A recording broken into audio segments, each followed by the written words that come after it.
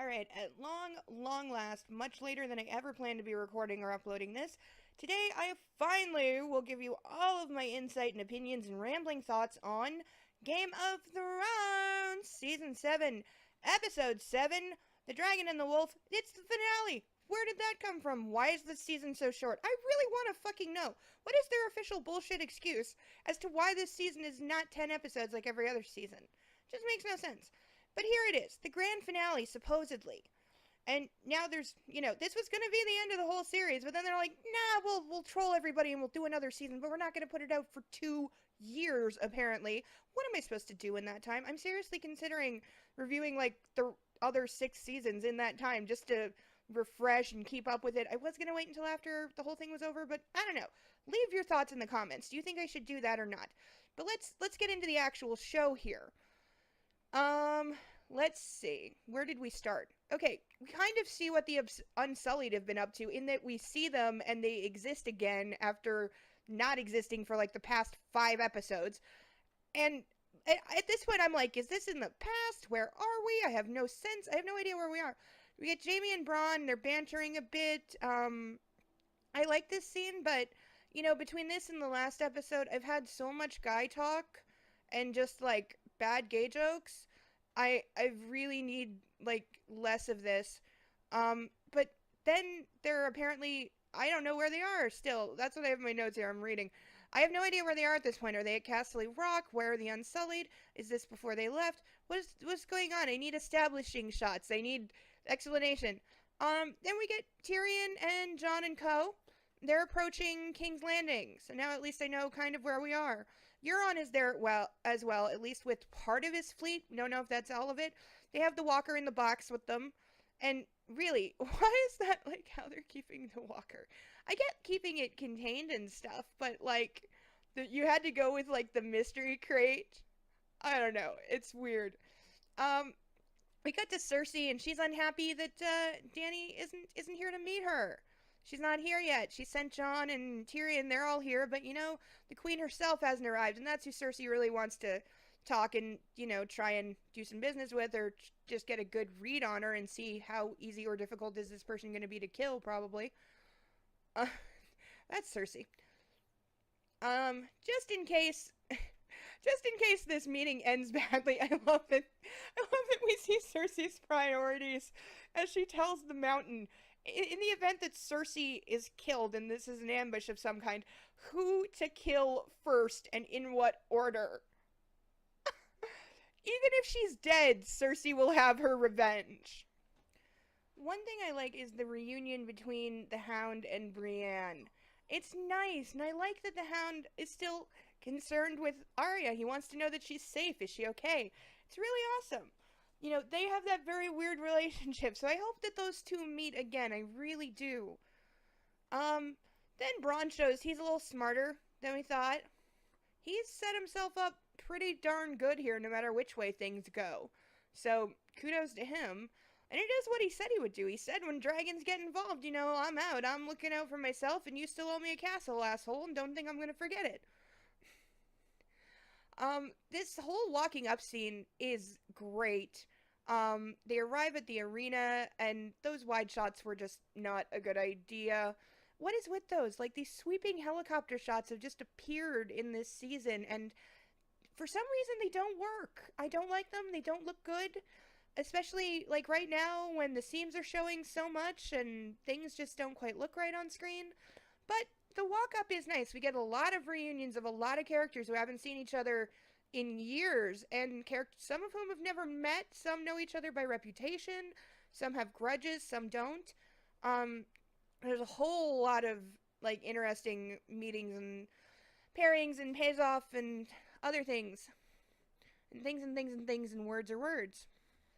One thing I like is that Bronn immediately takes Podrick and he's like, "Come on, we're not royalty. We don't have stakes in this, really.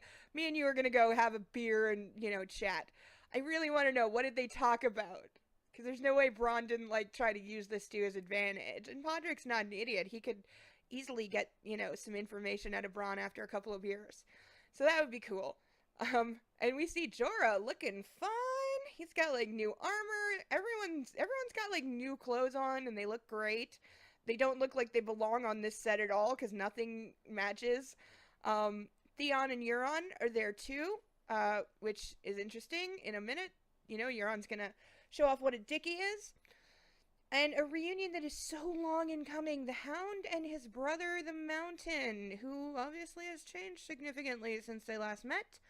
And I don't I don't think the Hound actually knew that. I don't think he knew anything about Zombie Mountain. I don't think anybody who would have known could have told him. So, it's weird. And he says something super, super cryptic to him, that something is coming for the Mountain. And, like, what does he mean? Like, what? Just why? I don't know. It's interesting. I want to know where that's going to go, and I want to know when we're going to see the Mountain without his helmet. We have to see that before the series ends. We just do.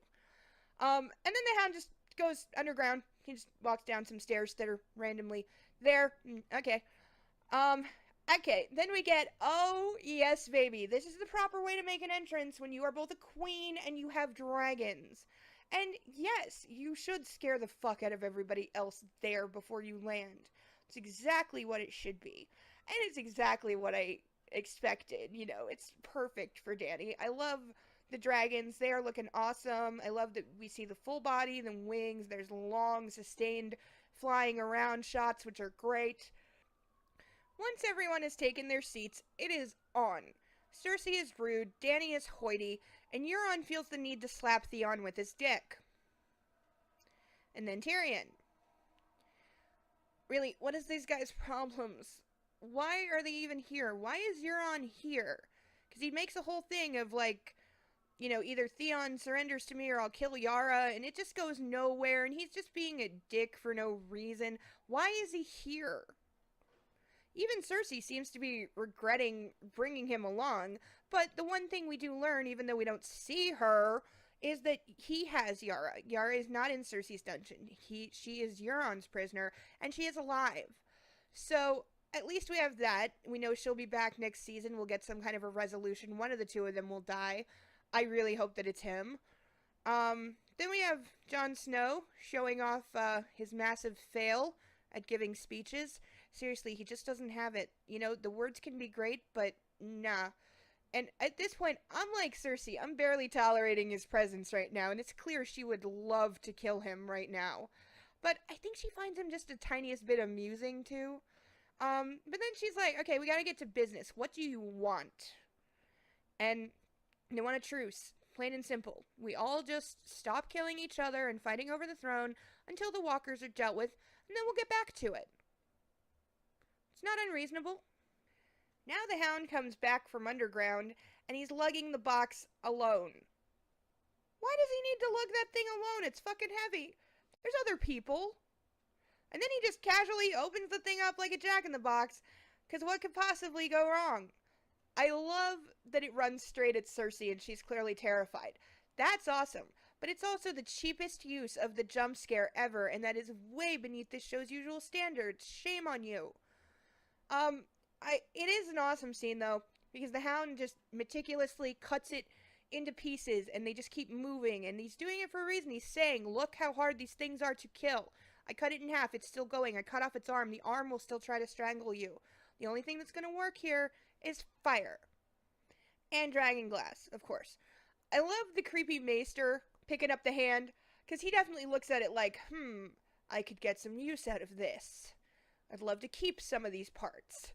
It's just so creepy. And Jon's got his new dragonglass dagger that he shows off, which looks very crude, but I suppose they don't have much time to do any refining yet, and, pointy is pointy, so it'll do. Euron's had enough of this. He's like, okay, fuck it. These things can't swim. I'm the king of an island race. We're just gonna hole up on our islands, and once the rest of you are dead, me and Cersei can rule the whole place. It's basically what he says. And then he takes off like a coward. So, he's gone. Bye. Yara's gone with him. Cersei is getting a little smarter now. She sees, okay, we are going to have to deal with this. This is a threat that is coming, so better do something. But Cersei is Cersei, and she wants what she wants. And what she wants is Jon out of the way. Interesting play. That he will swear that even after the dead are gone, he will stay out of the battle for the thrones. That he can be king of the north, but not go for the Iron Throne. And now Jon finally reveals that yes, he did swear fealty to Dany. And they make some goo-goo eyes at each other.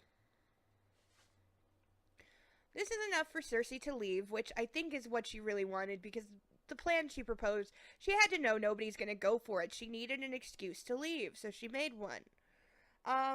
Brienne tries to get Jaime to talk to Cersei. You know, everyone knows Jaime's the only one who can kind of get through to her sometimes. Dany's pissed off at Jon Snow, so is Tyrion. Jon goes into another bad speech about why, you know, I had to say it this way. I couldn't just lie or keep that to myself. You know, what else did they expect him to do here? He really did the only thing that he could do.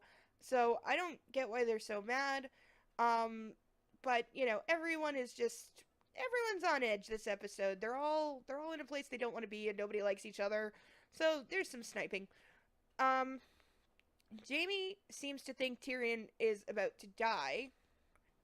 Oh, but since Jon has apparently screwed this up because we're blaming him, even though it was very clear that Cersei just wanted to leave and use that as an excuse, and a good one, they're gonna send Tyrion to try and save the day, because Tyrion is what Cersei wants more than anything.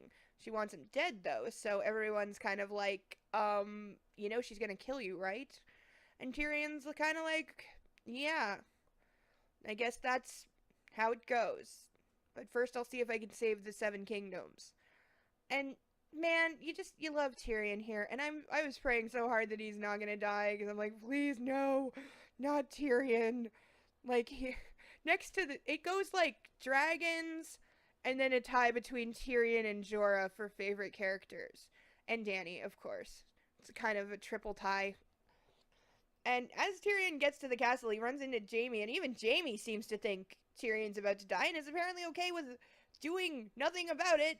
Just gonna let your brother that you actually love walk in there with your crazy sister and let her kill him, and you're okay with this. What?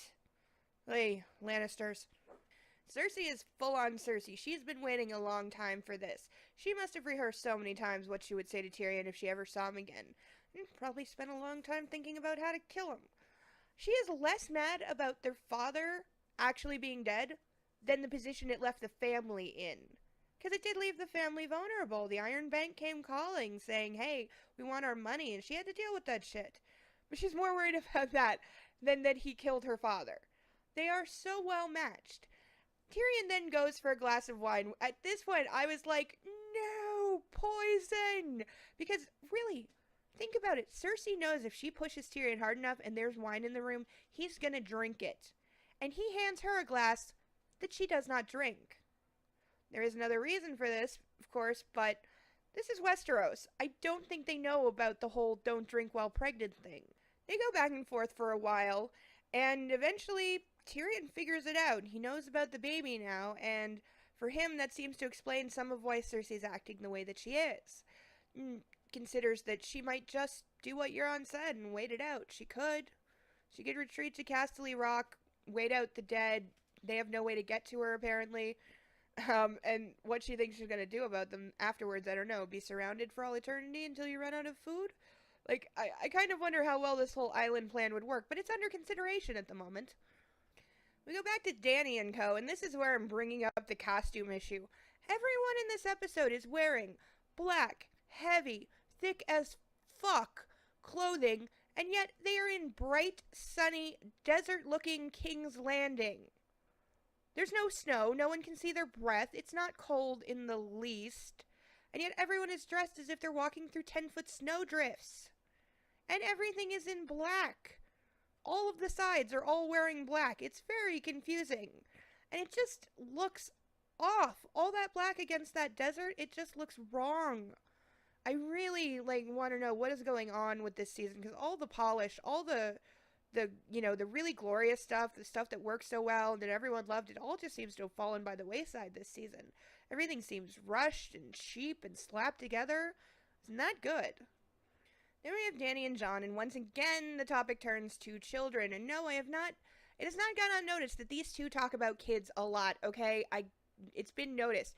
And he says, rightfully so, hey, maybe the witch lied to you. Maybe you can have children. And yeah, that's what I've been thinking since the first season. I never took that seriously in the first place, and I'm not really sure why Daenerys would. Why would she believe her after what the witch already did to her? She already lied to her and deceived her once. Why would you believe her again? Why? But we'll answer that later. For now, yay, Tyrion lives, and hopefully he's not poisoned. And Cersei is with him. She's actually come back with him by herself, noticeably. Nicely done, Tyrion. My respect for him here. And he's even gotten Cersei, somehow. I really wish we'd seen this part of the conversation. Cersei is now willing to commit her armies to go with them to fight the walkers. Yeah, you guys go on ahead. My armies will be right behind you. I don't trust that smiling face of hers for a second. I knew right then and there something's wrong with this. She's done a complete 180 in a matter of minutes. That's not Cersei. I mean, yeah, seeing the walker definitely unsettled her and she had to change her plans, but do I think she's suddenly gonna go to her two hated enemies who could take the throne in her power and kill her and be like, yes, we will all be friends to fight this overwhelming horde from the north, even if it's in her best interest? That's not Cersei. Now we go over to Sansa and Littlefinger. Oh joy! She's pissed off that Jon has bent the knee without asking her opinion, and yeah, Jon's a douche like that. He always has been. Because yes, he should have asked her opinion. She is Lady of Winterfell. But Littlefinger points out Jon is playing politics here. He has to project his position as king by basically calling himself warden until making a move later, is his thinking. And he is still pushing at the sisters to fight each other. He really, really is playing Sansa here like she is a fine-tuned violin. He even goes so far as to convince, or seemingly convince Sansa that Arya came here to kill her. Why else would she come here? To kill Sansa and take her place as Lady of Winterfell. Which makes sense unless you know Arya and know that she never wanted that. This seems like it is far too easy for him to do, given that they have been trying to make Sansa smarter this season, with limited success. Then we go over to Dragonstone, because we're suddenly back there. Everyone has gone home, and they're trying to plan their attack on the walkers. How are we going to approach this? Whose armies are going to be where? First they're going to go to Winterfell to kind of regroup, get everyone together, and as they pack to leave, Jon and Theon have some words. Jon forgives him, says, you know, you're a bastard, but you helped her get out, so I'll forgive you as far as I can. Kitty, will you go away? But that someday Theon's gonna have to deal with Sansa himself. Theon gets to the point. He wants to go and rescue Yara. So Jon says, get the fuck on with it. Go on then. Do something useful. So he's going to. He goes to some of Yara's men who kick the fuck out of him for being a cowardly asshole and useless. But at one point, Theon gets script powers and suddenly wins the fight when he should really just be left there to drown. So yeah, the merry band of them are gonna go rescue Yara. Whoop-de-doo. Other than seeing Yara again, which I want, I don't give a damn about Theon or anything with him. He should have been killed off like 2 seasons ago. Winterfell is licking its name, but I still can't see Sansa's breath. Okay, there's snow on the ground and I can't see anybody's breath. And the snow looks really, really fake. But this is where it's gonna come down to it. It's coming to a head. The sisters are going at each other. Sansa has summoned Arya to the main hall, and this is already a terrible idea. I love that Arya is not phased in the least. She's just casual as you please. And I was hoping she was just gonna like take the knife and just lunge for Littlefinger, like if I'm going down, I'm taking you with me kind of thing. And Bran is there for some reason. Since when does he care about anything? But we very quickly find out why he is there, because it's a bait and switch. They're not here about Arya, they're here about Littlefinger. Dun dun dun. Sansa may just be smarter than I think, though I don't think so, and I'll get to that in a minute. She accuses him of murdering Lysa Arryn, which, yes, he did. And she goes on. She's got everything on him, going all the way back to her father and the dagger, and the fact that he started this whole Game of Thrones, this battle for the crown in the first place. It's all his doing. And Sansa only figured that out because Bran saw it all and told her. But this dagger that is carried through all the seasons is finally paid off and put to good use. R.I.P. Littlefinger. His death is a good one, and it's about damn time. But also, I don't know. I have mixed feelings about his character dying now. If they'd killed him off last season or the season before, fine. I would have been fine with it. But at this point, I think it really could have been beneficial to keep him around until the end of the series. Not that I don't want to see him get a horrible death at that point, but this is just odd timing to pay off something like that. And I wonder if this is a holdover from when this was supposed to be the series finale, because that scene in particular feels like series finale material. Also, I really want to see if Arya, well, also I want to see Arya use his face, because that is definitely coming. Okay, very few people are going to know that he is dead. Then we're back to Cersei, and I see I was absolutely right not to trust her. She has no intention of going north or contributing her armies or helping them in any fucking way. But while she sends everyone up north, her armies will be taking back the land in Westeros that she's lost, probably including Castle Rock. And since they're gonna go fight another army, their armies will be decimated. So either she will fight a depleted Walker army that has prevailed and her two enemies are gone, or she will face her two enemies when she has a much larger army, supplies, and they are returning from the north with no supplies and a depleted army that has just won against a horde of ice zombies. Either way, she thinks that puts her in a good position, and she may well be right here. She's also noticed that there are only 2 dragons. And, you know, the one guy's like, well, yeah, maybe she just only brought 2 of them, and Cersei correctly says, no. When you show up in force, you show up in force. She brought her entire Unsullied army. She brought 2, not 3 dragons. What up with that? The only line that I find stupid there is that Cersei says, so they're vulnerable. Well, you already knew they were vulnerable. That's why you built the crossbow thing before. It's not news that they're vulnerable. But we also see the other way in which Cersei is 5 steps ahead. She's been in with the Iron Bank for a while, and apparently they have a huge army of mercenaries. So, we find out Euron is in fact not a chicken. He's not planning to do the whole retreat to my island and wait it out thing. No, he's been sent to get the Gold Company mercenaries from the land of the Iron Bank and bring them back to Cersei. Jaime, however, he's had enough. He's had enough of the plotting and the scheming and the backstabbing and the betraying your enemies, and I don't know who you are anymore. So, he leaves. He just rides off alone. There's a very tense moment where Cersei actually nods to the Mountain, who is holding an unsheathed sword. She nods at him to kill Jaime. She gives the command. The Mountain doesn't do it. Jaime rides away. I was expecting him to catch an arrow in the back as he was doing so, but he lives. But Cersei gave that nod, so I'm really curious. Why did the Mountain not strike? Or does it require 2 nods to kill somebody? We finally get to see Sam and Gilly, very briefly. They've made it to Winterfell. And Bran says it's time for Jon to know the truth, and he lets Sam in on it, and Sam lets Bran in on it.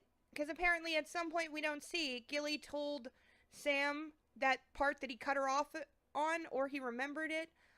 Like, I don't know, it should have been Gilly saying it, is what I'm saying. And, like, she is so underused. But it's on the table now. The 2 people who know the thing, and now they know Jon is no bastard. Because Bran didn't know that. He just knew that Jon was born in Dorne and who his parents were, but didn't know that Jon is legitimate. So finally it's stated, Jon is the son of the Targaryen king. He's the reason the whole Baratheon overthrow happened, but it's not the way history says it was. It wasn't what history says it was. It was actually love and romance, and Jon is what came out of it, and he's the rightful king. We then cut over to Jon, and he's with Dany, and they are having, very naked sex. And I don't have a problem with this at all. Targaryens, it's been stated, marry their siblings traditionally, making this the perfect pairing. Kind of solves the whole throne problem, too. Then over to Arya and Sansa, where they're actually nice to each other for a couple of minutes. This is nice, a little unearned, but, it's nice to see them getting along. Bran has now worked his way over to Eastwatch to check on the dead, and yeah, they've arrived at the wall.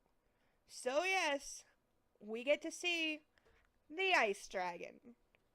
Oh, baby, does it look awesome! It does, okay? They spent money on this. The Night King riding that thing, the ice fire cutting through the wall like butter. It's great. The whole scene is great. All of Eastwatch comes crashing down. A large part of the wall that has stood for thousands of years, that is made with magic somehow, is gone. Tormund, Redbeard guy, probably a lot of the wildlings, a lot of men of the Night's Watch are dead. The wall just, the guy just puts that dragon on hyper beam and just cuts right through. It's really, really awesome. It's grand and sweeping. It's amazing. It's a very short scene, but that works for it because it's meant to be. It's a short, in-your-face, hard gut punch of the dead are coming and not even the wall can stop them. The only thing I didn't like about the scene is that it has music. I would much rather that once the wall collapses and the dead start to march forward, I would rather have had silence. Just unrelenting silence, just like them. That they are coming and there's nothing else. And that's the blackout. That's the end of the season. That's the end of the episode. The dragon and the dead are coming. Dany and Jon are screwing on a boat. Cersei's betraying everyone and Jaime has ridden off into the somewhere. Interesting to see where he winds up. Will he go to Tyrion, maybe? Will he turn against Cersei, too? It's possible. I don't know.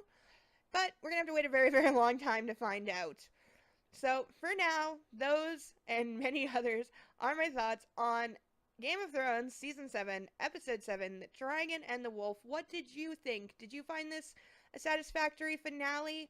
Do you feel like the last episode was more of a finale than this one? I kind of do. I feel like if you take these two episodes together as the season finale, then they're okay.